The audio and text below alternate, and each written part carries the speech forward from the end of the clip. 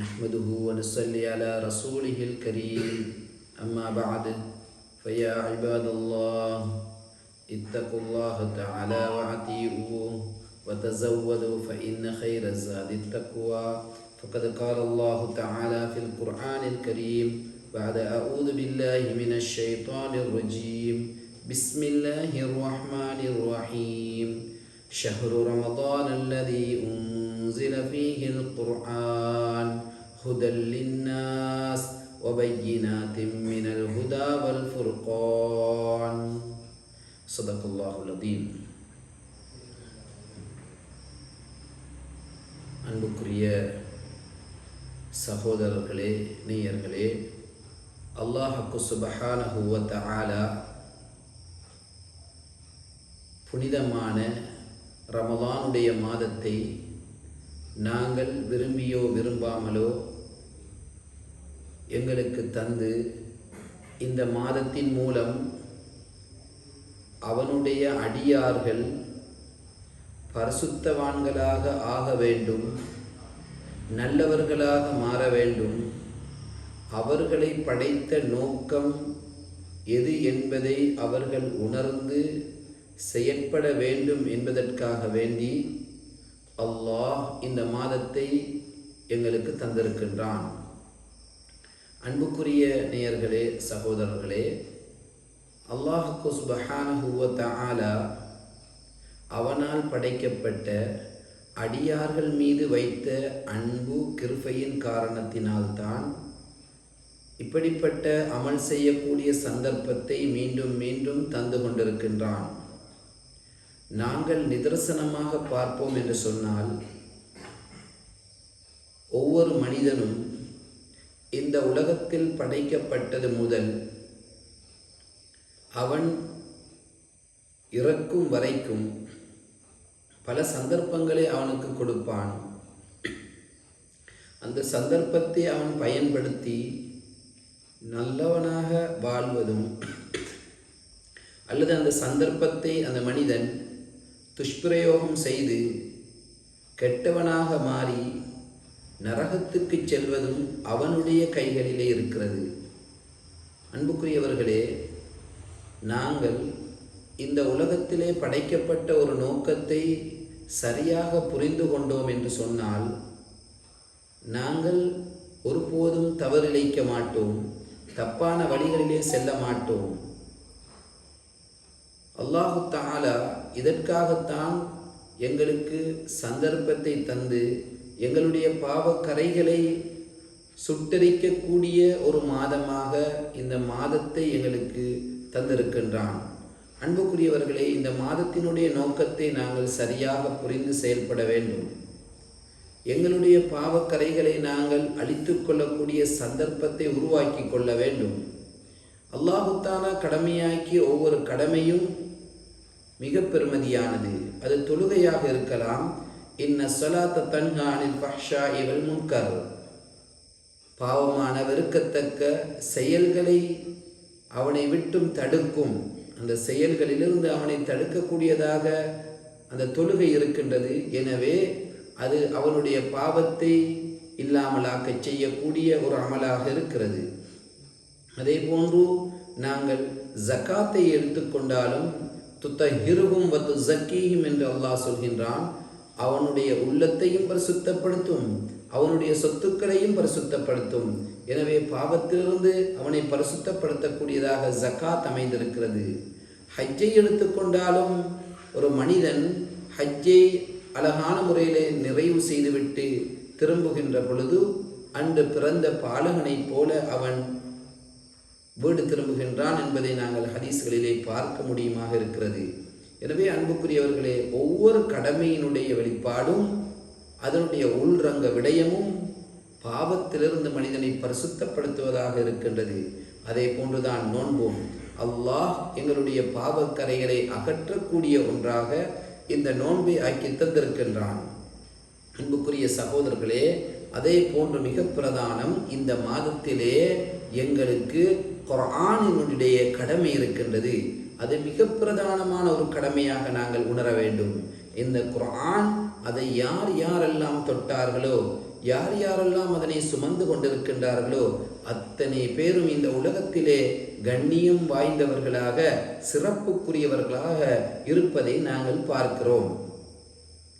நாங்கள் முதலாவதாக உற்று நோக்கினால் அல்லாஹு தஆலா லவ்ஹுல் மஹ்ஃபூஸ் என்னும் பாதுகாக்கப்பட்ட அந்த ஏட்டிலிருந்து குர்ஆனை கடைசி வானத்துக்கு பைத்துல் இஸ்ஸாவுக்கு இறக்குகின்ற சந்தர்ப்பம், அந்த சந்தர்ப்பம் ஒரு இரவு. அந்த இரவை பற்றி அல்லாஹ் சொல்கின்றான், இன்னா அன்ஸல்னாஹு ஃபீ லைலத்தில் கத்ர், லைலத்துல் கத்ருடைய இரவிலே நாம் இந்த குர்ஆனை இறக்கினோம் என்று அல்லாஹ் சொல்கின்றானே. அந்த இரவை பற்றி நாங்கள் பார்க்கின்ற பொழுது 1000 மாதங்களை விட சிறந்த இரவாக அது காணப்படுகின்றது. லைலத்தும் மின் அல்ஃபி ஷஹர், அந்த இரவு 1000 மாதங்களை விட சிறந்த இரவாக ஆகுவதற்கு காரணம் குர்ஆன் இறங்கியதின் காரணத்தினால். அதே போன்றுதான் இந்த மாதம் ஏனைய மாதங்களை விடவும் சிறப்பு வாய்ந்ததாக காணப்படுவதற்கு காரணம் என்ன? ஷஹ்ரு ரமதான் அல்லதி உன்ஸில ஃபீஹில் குர்ஆன், குர்ஆன் இறங்கியதனால் இந்த மாதத்தை அல்லாஹ் ஏனைய மாதங்களை விடவும் கண்ணியமான சிறப்பு வாய்ந்த மாதமாக ஆக்கி வைத்திருக்கின்றான். அன்புக்குரியவர்களே, அதே போன்றுதான் நாங்கள் பார்க்க முடியுமாக இருக்கின்றது. இந்த குர்ஆனை அந்த லவ்ஹுல் மஹ்ஃபூஸிலிருந்து கொண்டு வந்த அந்த மலக்கு கோடான கோடி மலக்குமார்களுக்கெல்லாம் தலைவராக ஆகியிருக்கின்றார் என்று சொன்னால் அந்த மலக்கு தான் ஜிப்ரீல் அலைஹிஸ்ஸலாம். அவர்கள் முழு மலக்குமார்களுக்கும் தலைவராக ஆக்கப்பட்டிருக்கின்றார் என்றால் ஏன் அந்த கண்ணியம்? இந்த குர்ஆனை சுமந்து இந்த வஹியை சுமந்து கொண்டு வந்ததினால். அன்புக்குரிய நேயர்களே, சகோதரர்களே, நாங்கள் பார்க்கின்றோம் அந்த குர்ஆனை எங்களுடைய ஹபீபு ஸல்லல்லாஹு அலைஹி வஸல்லம் அவர்களுக்கு கொடுத்ததின் காரணமாக அந்த நபியை அல்லாஹ் சய்யிதுல் முர்சலீன், ஹாத்தமுன் நபியீன், ரஹ்மத்துல் லில் ஆலமீன் அவர்களை அல்லாஹ் கண்ணியப்படுத்தினான். முழு ரசூல்மார்களுக்கும் முழு நபிமார்களுக்கும் தலைவராக அவர் ஆக்கப்பட்டார் என்றால் ஏன் சகோதரர்களே அந்த கண்ணியம் எங்களுடைய நபிக்கு? இந்த குர்ஆனை சுமந்ததின் காரணமாக, இந்த குர்ஆன் என்னும் அந்த ஃபுர்கான் என்ற இந்த வேதம் இறங்கியதின் காரணமாகத்தான் எங்களுடைய நபியும் சிறப்பு வாய்ந்த கண்ணியமான உயர்வு பெற்ற நபியாக மாறியிருக்கின்றார். அன்புக்குரியவர்களே, அதே போன்று எந்த பூமியிலே இந்த குர்ஆன் இறங்கிச்சோ அந்த பூமியை பற்றி நாங்கள் பார்க்கின்றோம். ஹரமைன், மக்கா, மதீனா பூமி இருக்கின்றதே, அந்த பூமியை அல்லாஹ் ஏனைய உலகத்தினுடைய அத்தனை பூமிகளுக்கு மத்தியிலும் சிறப்பு வாய்ந்ததாக ஆக்கியிருக்கின்றான். என்ன காரணம்? குர்ஆன் இறங்கிய பூமி. மக்காவும் மதீனாவும் குர்ஆனினால் சிறப்பு பெற்றிருப்பதை நாங்கள் பார்க்கின்றோம். அது மாத்திரமல்ல, இந்த பாசை அரபு பாசை லுகத்துல் அரபியா, லுகத்துல் ஜன்னா, முழு உலகத்து பாசைகளுக்கு மத்தியிலும் சிறப்பு வாய்ந்த முதலிடம் பெற்ற ஒரு பாசையாக, சுவர்க்கவாதிகள் பேசக்கூடிய பாசையாக ஆகியிருப்பதற்கு காரணம் அரபு மொழியில் இந்த குர்ஆன் இறங்கியிருக்கின்றது. அதனால் அந்த மொழியை வைத்து அல்லாஹு தஆலா அந்த மொழிக்கு அல்லாஹ் கண்ணியத்தை கொடுத்திருக்கின்றான். அன்புக்குரியவர்களே, அதே போன்று இந்த குர்ஆனை சுமக்கக்கூடிய ஒவ்வொருவருக்கும் பார்க்கின்றோம். நபி அவர்களுடைய ஹதீஸை யார் யாரெல்லாம் குர்ஆனை சுமந்தார்களோ அவர்கள் நாளை மறுமையில் அவர்களுடைய சிறப்பு என்ன சகோதரர்களே? அவர்களை விட அவர்களுடைய பெற்றோர்களை அல்லாஹ் கண்ணியப்படுத்துகின்றான். முத்தான மேடைகளிலே வைத்து கிரீடம் அணிவிக்கப்பட்டு அவர்களை கண்ணியப்படுத்தும் பொழுது அந்த பெற்றோர்களே ஆவேசத்தோடு கேட்பார்கள், எதற்காக இந்த கண்ணியம்? உங்களுடைய பிள்ளையை நீங்கள் ஹாஃபிலுல் குர்ஆனாக ஆக்கியிருக்கின்றீர்கள், அதனால் தான் இந்த கண்ணியம். அன்புக்குரிய சகோதரர்களே, நேயர்களை சிந்தனை செய்து பாருங்கள். குர்ஆனை தொட்டதின் காரணமாக அந்த பெற்றோர்களுக்கு அந்த கண்ணியம் என்றால் அந்த ஹாஃபிலுல் குர்ஆனுக்கு எவ்வளவு பெரிய கண்ணியம். நாளை மறுமையில் அல்லாஹ் அந்த ஹாஃபிலை அழைப்பிச்சு நரகத்தினுடைய விளிம்புக்கு கொண்டு சென்று காட்டுவான். நீங்கள் விருப்பப்பட்ட 10 பேரை சொர்க்கம் கொண்டு போங்க என்று. அந்த 10 பேரை சொர்க்கம் கொண்டு செல்லக்கூடிய அந்த சிறப்பை ஒரு ஹாஃபிலுக்கு அல்லாஹ் கொடுக்கின்றான் என்று சொன்னால் உண்மையிலே குர்ஆனை தொட்டவர்கள், பார்த்தவர்கள், அதனை சுமந்தவர்கள் அத்தனை பேருக்கும் கண்ணியம். சகோதரர்களே, உலகத்தில் பார்க்கின்றோம், குர்ஆனை பார்த்தாலும் கண்ணியம் என்றால், குர்ஆனை பார்த்தாலும் நன்மை என்றால், சுமந்தாலும் நன்மை என்றால், அதை போல வேறொரு பொக்கிஷம் உலகத்தில் இருக்க முடியாது. எனவே அன்புக்குரியவர்களே, இந்த மாதத்தை நாங்கள் குர்ஆனுக்கென்று ஒதுக்குவோம், குர்ஆனை ஓதுவதற்கென்று ஒதுக்குவோம், அதனுடைய ஹக்குகளை விளங்குவோம், அதன்படி நடப்போம், அதன் பால் மக்களை அழைப்போம், அதனை அதிகம் அதிகம் ஓதி உணர்ந்து செயல்பட்டு நாளை மறுமையில உயர்ந்த சுவர்க்கத்தை அடையக்கூடிய மக்களாக நாங்கள் அனைவரும் ஆகுவதற்கு வல்லவன் அல்லாஹ் எங்கள் அனைவருக்கும் துணை புரிவானாக.